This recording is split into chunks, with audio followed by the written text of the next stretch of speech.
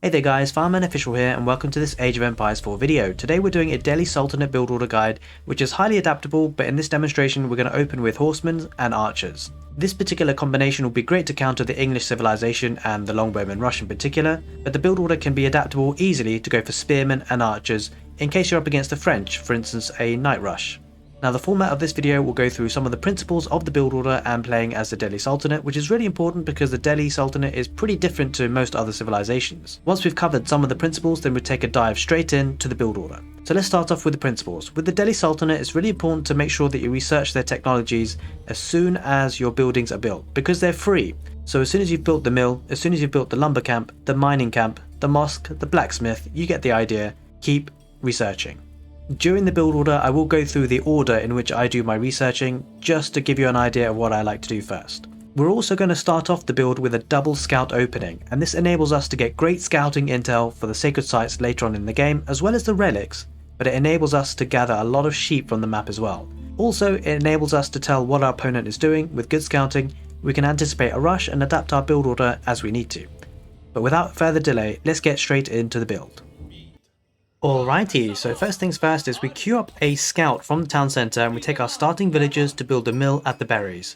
We take our scout to find as many sheep as we possibly can, and yeah, as soon as the mill's built we can actually start researching our technologies, starting off with the wheelbarrow. We're going to take a villager from the berries to build a house, then to go back to the berries. There's our starting scout coming out. So we've got two scouts now on the field. We're going to find as many sheep as possible, find the sacred sites, find our opponent and their key resources, and just see what they're up to. What we'll do then is the first villager from the town centre will go to wood and building a lumber camp, and as soon as that lumber camp is built we will be clicking forestry. Now as we said in the principles section of the video that the Delhi Sultanate get the technologies for free, but you have to queue them up. So just bear that in mind. As soon as you've built your resource drop-off point, or for example a production building, make sure, or your blacksmith for instance, make sure you actually start to research as soon as you possibly can.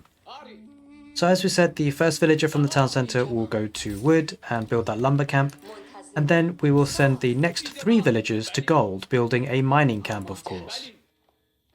We keep active with our scout, find as many sheep as possible, and yeah, this is a good time for you to really focus on your scouting, because you know that you're going to get up to 3 villagers on gold.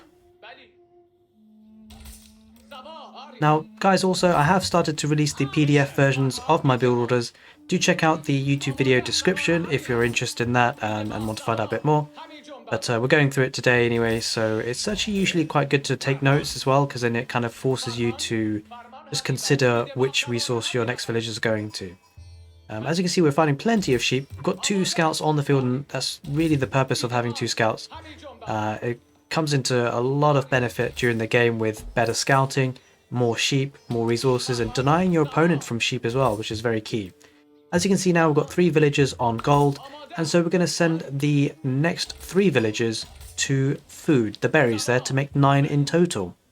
Once we get 9 on food, that's actually the time that we'll be able to build our mosque using the villager on wood, and also click up by getting the next landmark to get to the next stage. So we found our opponent as well, and yeah, look how many sheep we've got. It's absolutely fantastic.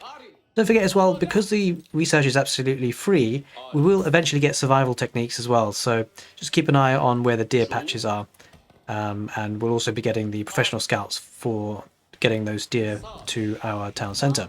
So as soon as you've hit 100 wood, you can actually build your mosque using the villager that was taking wood, and once the mosque is built, we'll also obviously get our research going from that building as well. We're going to force drop off a little bit at some point, as soon as you hit 9 villagers on food, to get to the next stage and start building our landmark.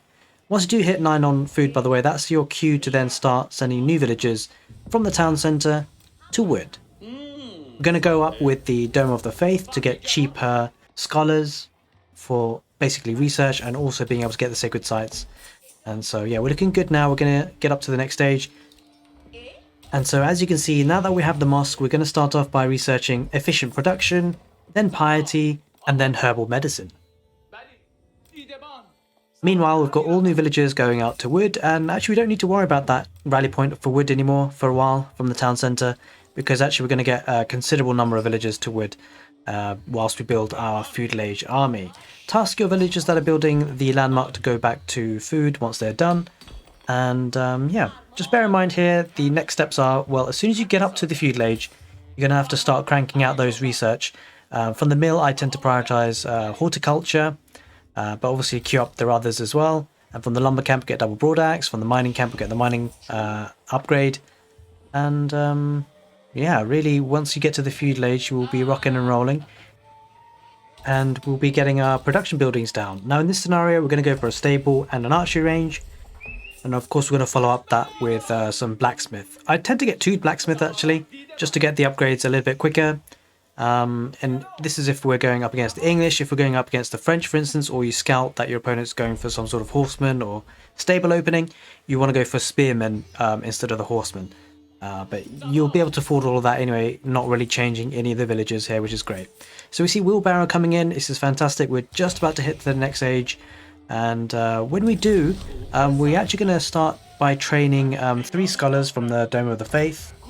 Once we've afforded 3 and queued them up, we're going to take the villagers off of gold to the sheep. As you can see there, I've actually prioritized horticulture over survival techniques and also professional scouts. We're going to get double broadaxe from the lumber camp.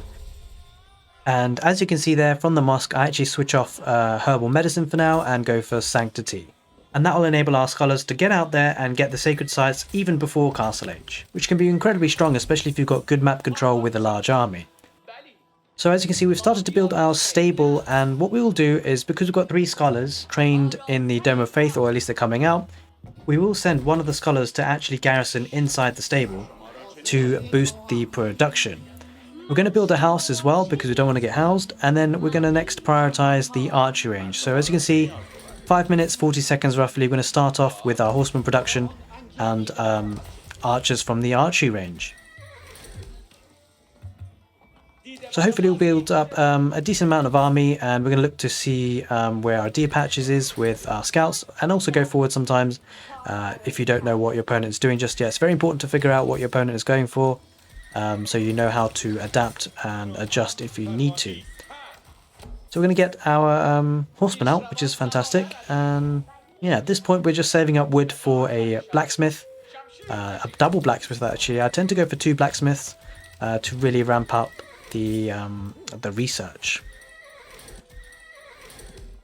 So that's it, guys. That's pretty much the build. You've got horsemen coming out, archers coming out.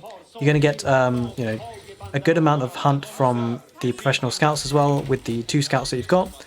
And you want to go forward at this point and put some pressure on, or at least find out what your opponent's doing. If you're under pressure still, even with this army, don't forget you can of course build outposts to help defend yourself.